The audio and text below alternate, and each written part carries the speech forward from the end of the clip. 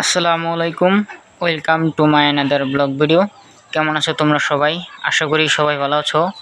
নিয়ে এলাম তোমাদের মাঝে আরেকটি নতুন ভিডিও। এই ভিডিও খুব ইন্টারেস্টিং হতে চলেছে, কারণ এই ভিডিওতে তোমাদেরকে দেখাবো কিভাবে সহজ পদ্ধতিতে পেঁপে চারা কিভাবে রোপণ করা যায়। এর আগে আমরা পেঁপের বিচি প্যাকেটের ভিতর, পলিথিনের ভেতর এটি করেছি। এবার অন্য রকমভাবে করব ইনশাল্লাহ, আপনাদেরকে দেখাইতেছি। এর আগে আমরা যে পলিথিনের ভেতর এই বিচি রোপণ করেছি সেই পলিথিনের ব্যাগটি আপনাদেরকে দেখাচ্ছি। এর আগে আমি এই পলিথিনের ভেতর পেঁপের বিচি রোপণ করেছি, কিন্তু এবার ভিন্নভাবে পেঁপের বিচি রোপণ করব। এই ভিডিও কি স্কিপ করবেন না। কেউ যদি স্কিপ করেন তাহলে ভিডিও কিছুই মজা পাবেন না। আর এই ভিডিও একটি শিক্ষণীয় ভিডিও। আপনারাও চাইলে বাড়িতে এরকমভাবে পেঁপের বিচি রোপণ করতে পারেন ইনশাল্লাহ। এবার ভিডিওটি শুরু করা যাক। এই যে দেখতে পাচ্ছেন মাটি, এই মাটি আমি এই যে এখানে দিব। দেখেন পুরাটুকু মাটি দিয়ে ঢেকে ফেলবো। আপনারা দেখবেন কিভাবে আমি করি, সেটা এই ভিডিওতে তুলে ধরার চেষ্টা করব ইনশাল্লাহ। দেখতে পাচ্ছেন এখানে মাটি ফেলেছি, কেবল এক ডিশ ফেলেছি। এখান দিয়ে পুরোপুরি মাটি দিয়ে বরফ করে ফেলবো। আর এই জায়গাটা যে কেন আমি বাছাই করলাম, কারণ এই জায়গায় ভেতর আলো বাতাস সব ঢুকে, যেহেতু পেঁপের রোদ লাগে। পেঁপের বিচি যখন রোপণ করব তখন রোদ লাগে। এখানে মাশাআল্লাহ রোদও আসে, আপনারা দেখতে পাচ্ছেন খোলামেলা জায়গা, এখানে রোদও আসে। যেহেতু এই ঘর আমার পতিত রয়েছে, সেজন্য আমি এই ঘরের ভেতর পেঁপের বিচি রোপণ করব। দেখতে পাচ্ছেন, আপনারা দেখতে পাচ্ছেন মাটি ফালানির আগে ঘর কেমন ছিল, আর এখন দেখতে পাচ্ছেন মাটি ফালানির পরে কেমন করে দিয়েছি। এরকম করে মাটি ফালাইয়ে উঁচু করে মাটি ফালাতে হবে। আপনারা দেখেন কত দেখেন 1 বিঘের মতো উঁচা করেছি, আমি উঁচু করেছি। দেখতে পাচ্ছেন 1 বিঘের উপরে উঁচু করতে হবে, না হলে নিচে যেহেতু ছাদের মতো, সেজন্য একটু বেশি উঁচু করতে হবে। এটা মাটি নেয়, যে মাটি গভীর টুকু যাবে, এটা হলো ছাদ। এর আগে আপনাদেরকে দেখাইছি। আমি এই জায়গায় করতেছি কারণ বৃষ্টি যাতে কিছু ক্ষতি না করতে পারে, সেজন্য আপনারা দেখতে পাচ্ছেন বীজ ফালানোর জন্য এটি প্রস্তুত। আপনারা দেখতে পাচ্ছেন আমরা একটু পরে এখানে বীজ ফালাবো দিতে হবে, কারণ আমি পলিথিনের ভেতর এবার বীজ তৈরি করব না, এরকমভাবে বীজ তৈরি করব। এরকমভাবে অনেক লোক বীজ তৈরি করে থাকে। এই যে দেখেন বীজ, এই বীজ এখন আমি এখানে রোপণ করব। আপনারা দেখেন, সেজন্য কিন্তু আমি এখন সমান করে ফেলবো। আপনারা দেখতে আছেন কিভাবে সমান করতে হয়।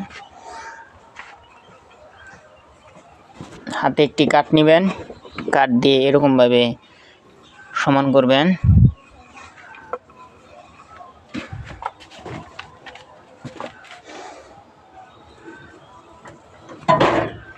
আর আমরা এরকমভাবে কিন্তু দাগ দিয়ে নিব, কারণ এখানে বীজ ফেলাবো। যেহেতু এখানে লাঙ্গলের মতো সিস্টেম নেই, সেজন্য কাঠ দিয়ে এরকমভাবে দাগ দিয়ে নিব।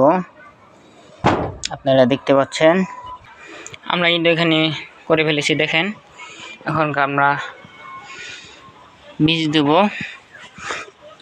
এই দেখেন এখানে মাঝখান দিয়ে ফেলে দিব আর ঢেকে দিব। আপনারা দেখতে থাকেন। এই যে দেখেন বীজ একটা একটা করে ফেলে দিব।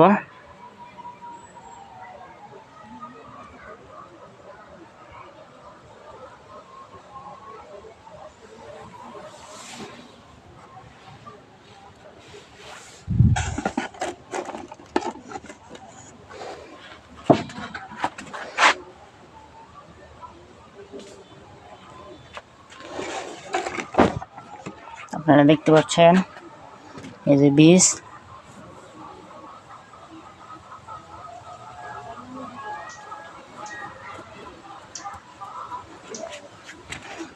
এক সারি ফেলেছি, আরেক সারিতে ফেলবো।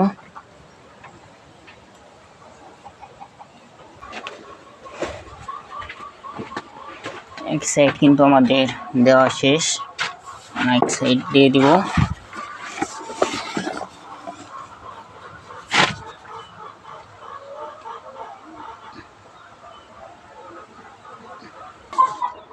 আর এখন কিন্তু আমরা দেখেন মাটি কেমন করে দেই, এভাবে মিশিয়ে দিতে হবে। আপনারা দেখতে পাচ্ছেন মাটি কিন্তু এভাবে এখন মিশিয়ে দিতে হবে।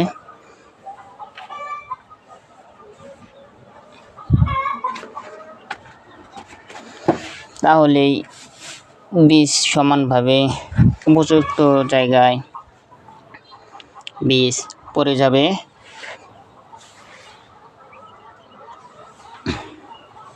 আপনারা দেখতে পাচ্ছেন কত সুন্দর হয়েছে।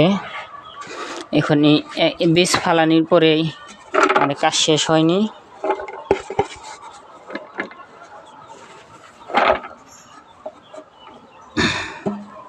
আমাদের কাছে আরো বীজ আছে যেটা আমরা সরিয়ে ফেলব।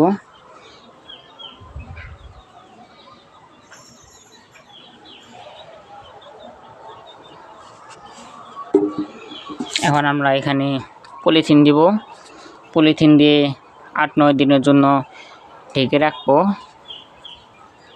আপনারা দেখতে পাচ্ছেন কাগজ কিন্তু এনে ফেলেছি, এখন আমরা কাগজ দিয়ে ঢেকে ফেলবো। আপনারা দেখতে থাকেন, যে কাগজ আর এই যে এটা এখন ঢেকে দিব 8-9 দিনের জন্য, তারপরে এটা খোলা হবে। আর অবশ্যই আপনারা খেয়াল রাখবেন মাটি যেন ভিজা থাকে, ভিজা না থাকলে কিন্তু গাছ হবে না। আপনারা দেখতে পাচ্ছেন কত সুন্দরভাবে ঢেকে দিয়েছি, এরকমভাবে ঢেকে দিতে হবে। তাহলে বীজগুলোর ভেতর কোনো রোদ না গেলে বীজগুলো ভিজা ভেজা থাকবে, যে কারণে বীজগুলো তাড়াতাড়ি উঠে যাবে। আপনারা দেখতে পাচ্ছেন আমরা কিন্তু ঢেকে দিয়েছি। এই ছিল আজকের ভিডিওটি ভালো লাগলে চ্যানেলটি সাবস্ক্রাইব করে পাশে থাকবেন। আর নতুন নতুন এরকম শিক্ষণীয় ভিডিও দেখতে চাইলে চ্যানেলটি সাবস্ক্রাইব করবেন, লাইক দিয়ে পাশে থাকবেন। ইনশাআল্লাহ দেখা হবে পরবর্তী ভিডিওতে। খুদা হাফেজ।